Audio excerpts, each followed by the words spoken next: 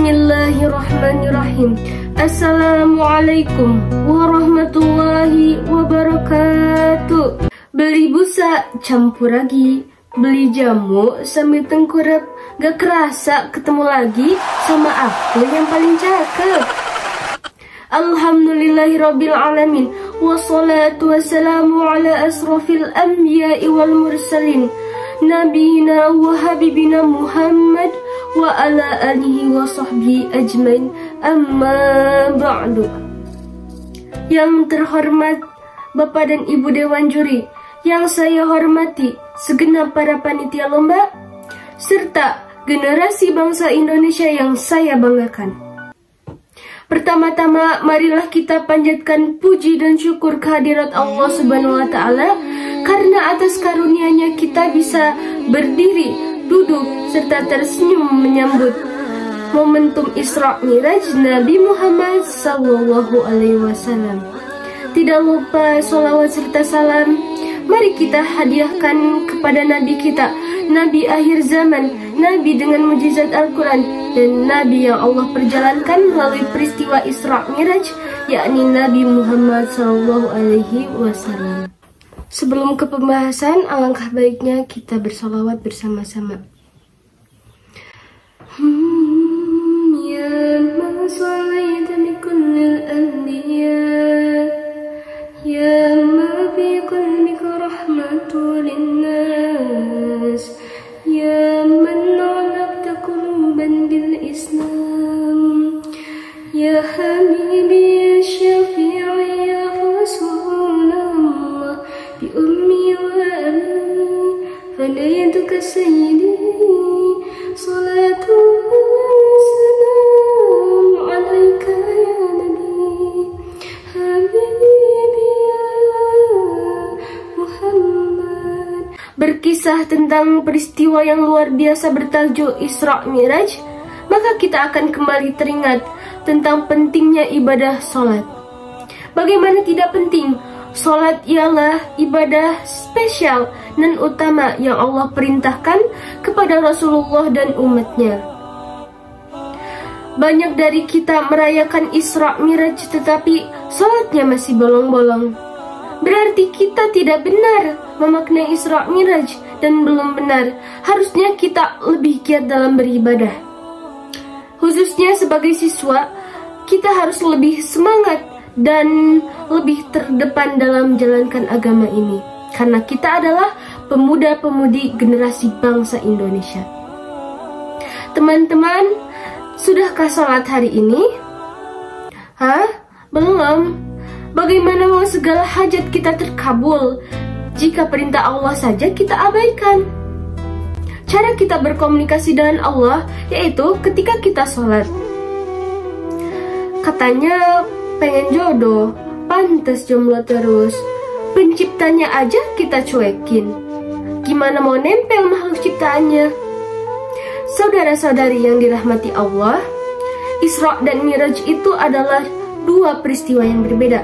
Namun, karena peristiwa itu terjadi pada waktu yang bersamaan, maka disebutlah Isra Miraj. Isra ialah perjalanan Nabi Muhammad SAW dari Masjidil Haram di Mekah ke Masjidil Aqsa di Madinah. Kemudian Mi'raj ialah naiknya Nabi Muhammad SAW dari Masjidil Aqsa ke langit ketujuh hingga ke Sidratul Muntaha untuk berjumpa dengan Allah Subhanahu wa Ta'ala. Hal ini tertuang dalam Al-Quran surat An-Najm ayat 13-15.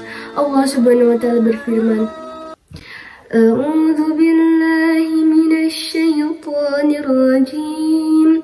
Bismillahirrahmanirrahim.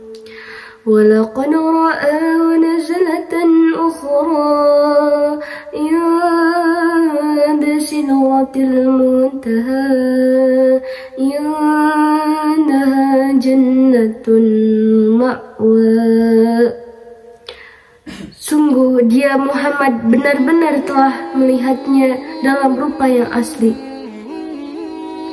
pada waktu yang lain, yaitu ketika di Sidratul Muntaha Di dekatnya ada surga tempat tinggal. Nabi Muhammad SAW pada saat Isra Miraj, ia bertemu dengan orang yang sudah lama mati. Bagaimana rasa kalian mati? Lalu apa kata mereka? Seperti kambing yang dikuliti hidup-hidup, seperti tebasan pedang di tempat yang sama beratus kali, seperti kail mata pancing dimasukkan ke dalam kulit yang basah, ditarik, disentakkan hingga terikut dagingnya keluar. Maka kita harus selalu berdoa. Mari kita berdoa bersama-sama.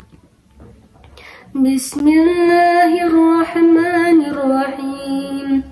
Allahumma hawwin alaina fi sakaratil maut, taubatan qabla al-maut, wa rahmatan indal maut, wa maghfiratan ba'dal maut. Nabi pada saat Isra Miraj, ia ditemani oleh malaikat Jibril dan mengendarai kendaraan yang bernama buruk.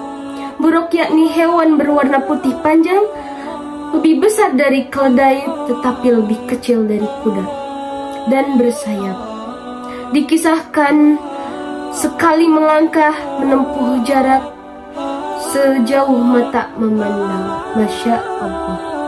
Nabi Muhammad SAW melakukan perjalanan Isra Miraj hanya 1 malam. Hal tersebut diabadikan dalam Al-Quran surat Al-Isra ayat 1. Allah Subhanahu wa Ta'ala berfirman, A'udzu billahi minasy syaithanir rajim. Bismillahirrahmanirrahim. Subhanalladzi asra bi'abdihi laylan minal masjidil haram